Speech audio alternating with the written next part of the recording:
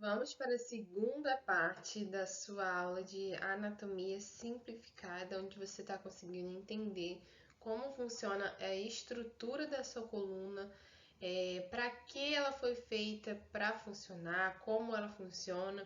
E agora a gente vai para a segunda etapa, que a gente vai falar de mobilidade, e eu vou explicar para vocês como, enfim, que ativa o famoso powerhouse ou core. Vamos lá. Então, para ativar o Powerhouse, a gente tem que ter em mente essas três características anatômicas nossas, né? A primeira é que existe uma sinergia, existe como é que eu posso dizer? Uma combinação, uma ligação íntima entre o abdômen profundo, que é esse que a gente tá falando aqui, que foi o transverso do abdômen, e a pelve. E essa sinergia é muito boa para a gente. Primeiro, ela protege a nossa coluna se a gente souber usá-la, e ela evita que a gente perca urina ou fezes quando a gente faz alguma força. Então, vocês já devem ter reparado, ou se não pararam para pensar, vão saber agora, que toda vez que a gente espirra, ou pega um peso, ou abaixa, ou faz algum movimento mais forte, né, diferente do que a gente faz normalmente, automaticamente a nossa pelve se contrai para proteger que a gente, para evitar que a gente perca urina e fezes. Porque quando a pressão no abdômen aumenta muito, a tendência é a gente expulsar xixi, né? Por isso que grávidas, as mulheres quando estão grávidas, muitas têm tendência a ter incontinência urinária. Por quê? Porque aumenta muito a pressão no abdômen. Então existe uma ligação muito íntima entre o abdômen profundo e a pelve.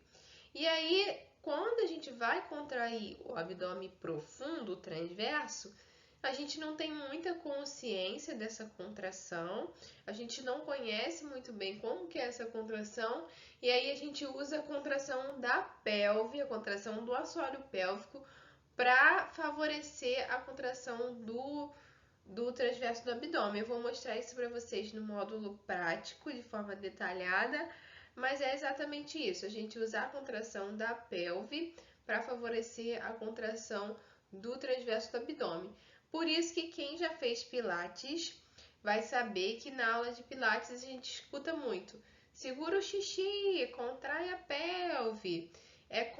Isso é com o objetivo de contrair o transverso do abdômen de forma automática, certo? Respiração. A gente viu na aula anterior que o diafragma também é um músculo que faz parte do powerhouse. Então, ele também é o músculo da respiração. Então, a respiração está muito relacionada com a coluna, exatamente por conta das fibras do diafragma que se ligam na coluna lombar, tá?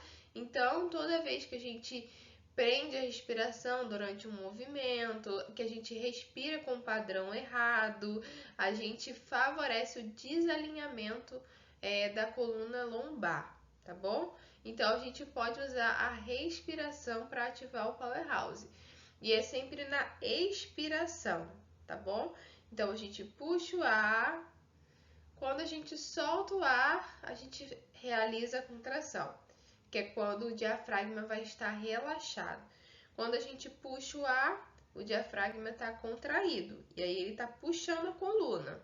Se a gente faz um movimento com ele puxando a coluna, a gente favorece esse desalinhamento. Se a gente faz um movimento com ele relaxado, que é quando a gente solta o ar, a gente favorece que a coluna esteja fixa ali no lugar para realizar o movimento, certo? E um outro detalhe, né, da contração do powerhouse é que ela é uma contração leve, sutil e quase imperceptível. Vocês vão ver lá na prática, quando eu mostrar para vocês, que realmente você não pode sentir nenhum movimento brusco. Você vai colocar a sua mão na região do abdômen e vai fazer o que eu te ensinar lá, e você vai ver que é só uma pressãozinha que a gente sente. A gente não sente uma contração de fato. Por quê? Importante isso. Porque os músculos do Powerhouse são músculos de resistência, não são músculos de contração. Por exemplo, um bíceps, quando eu faço assim, quando eu mexo meu braço assim, o bíceps é um músculo de contração. Ou seja, ele contrai mesmo para que eu possa levantar o meu antebraço. Já os músculos de resistência, eles contraem, mas contraem de uma forma mais contínua. Eles contraem, o nome já está dizendo, né? É o nome de resistência. Eles têm resistência para contrair por muito mais tempo. São os músculos posturais que a gente chama. Esses músculos posturais, eles precisam ser de resistência, por quê? Porque eles precisam permitir que a gente fique com a postura de pé. Nós, seres humanos, temos a postura bípede, que é a postura de pé. Para a gente se manter de pé, a gente precisa dos músculos posturais bem ativados para que a gente não caia assim, né? Não vive igual aí um boneco do posto. E aí, o que acontece? A diferença da contração de resistência é que ela tem uma potência bem menor, então os músculos de resistência não têm muita força. Por isso que eu digo que eles precisam ser ativados e não fortalecidos. Porque a gente não precisa fortalecê-los porque não são músculos de força, são músculos de resistência. Então a gente precisa acordar esses músculos, certo? Entendido? Vamos agora para mobilidade. A gente já falou de estabilidade, vimos o powerhouse, vimos a importância de ter músculo de resistência ativo. E aí agora a gente vai para mobilidade, que é o que permite a fluidez de movimento. É o que permite a gente andar, a gente sentar, a gente levantar, a gente fazer as nossas atividades diárias, né, cotidianas. E outras atividades também. E aí, quais são as estruturas responsáveis por essa fluidez de movimento, por essa mobilidade? São os músculos mais superficiais do corpo. Lembra que eu falei que a estabilidade ela é dada pelos músculos profundos, músculos do powerhouse, que são músculos de resistência? Já a mobilidade são pelos músculos mais superficiais, que são músculos de execução de movimento.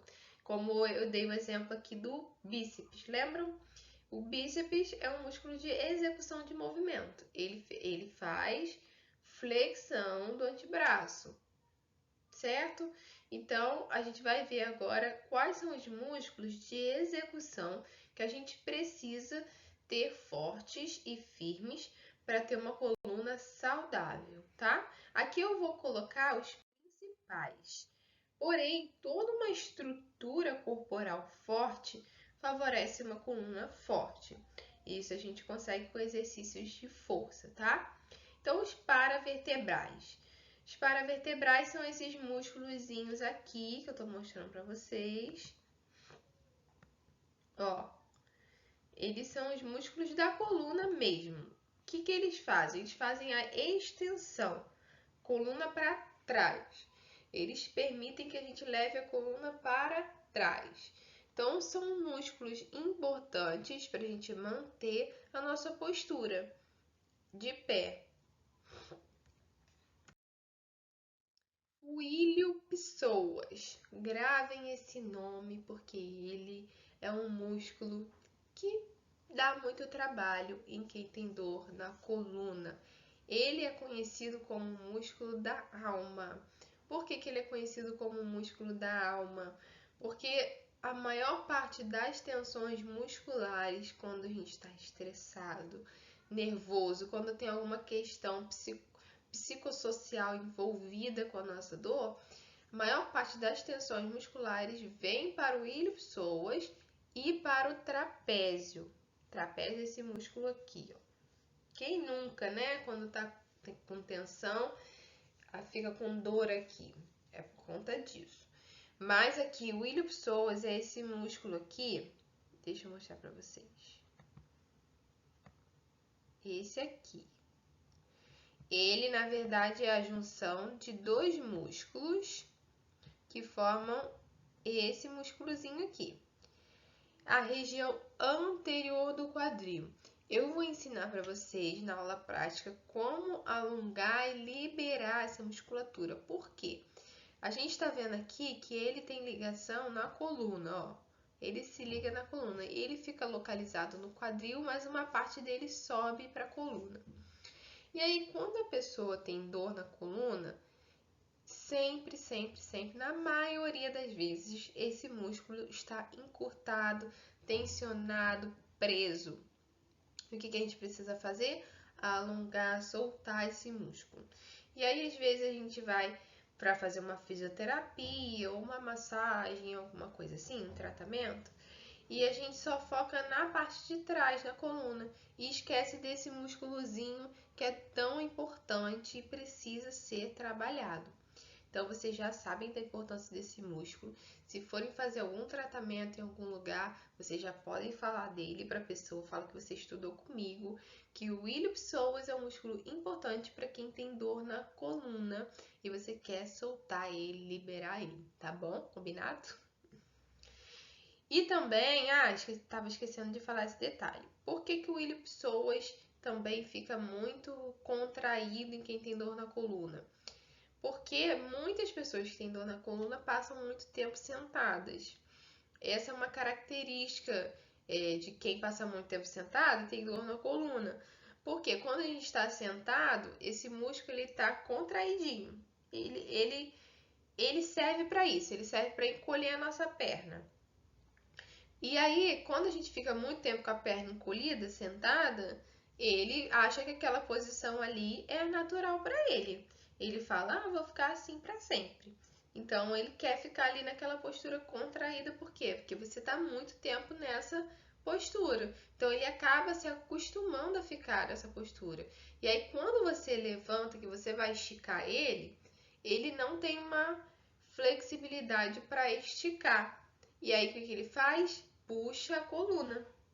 Essa parte aqui dele, essa parte aqui, puxa a coluna para o lado. E aí é que dá o problema. Vamos lá. Fáscia tóraco-lombar. Não se assustem com esse nome. É importante a gente saber da existência dessa fáscia. Por quê? É essa aqui que está de verdinho na imagem. Fáscia, não tem quando a gente compra uma carne no supermercado? A fáscia é aquela parte branca do músculo que liga um ventre a outro ventre. Fica entre dois músculos. E o nosso corpo é cheio de fáscia. É a parte que recobre o músculo, que faz a ligação de um músculo com o outro. O nosso corpo é lotado de fáscia. E antes a gente pensava que a fáscia só servia para recobrir o músculo. Mas hoje em dia já se sabe que a fáscia tem uma importância muito grande para a transmissão de força, transmissão de tensão de um músculo para o outro.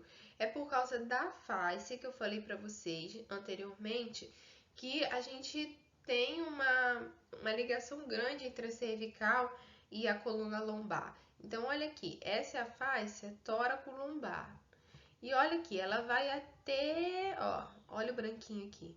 Ela vai até aqui, na região da cervical. Tá vendo esse triângulo? Não, um losango, não sei. Mas ele vai até aqui. Qualquer força, alteração de força aqui, passa para cá, sobe. E a pessoa começa a ter alguma coisa aqui. Então, quando a gente vai fazer alguma massagem, algum tratamento, de novo, né? Tô orientando vocês.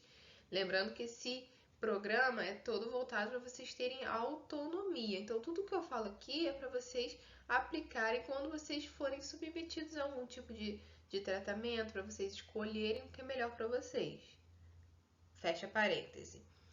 Quando vocês forem para algum tratamento, vocês vão saber a localização dessa fáscia e vocês podem solicitar, né, que o terapeuta ou que o profissional realize algum tipo de manobra na face torocolombar, se for uma parte da técnica que ele tem domínio.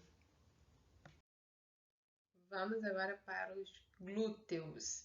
Lembrando que nós não temos só um glúteo, um de cada lado, 2 glúteos, nós temos 3 glúteos de cada lado.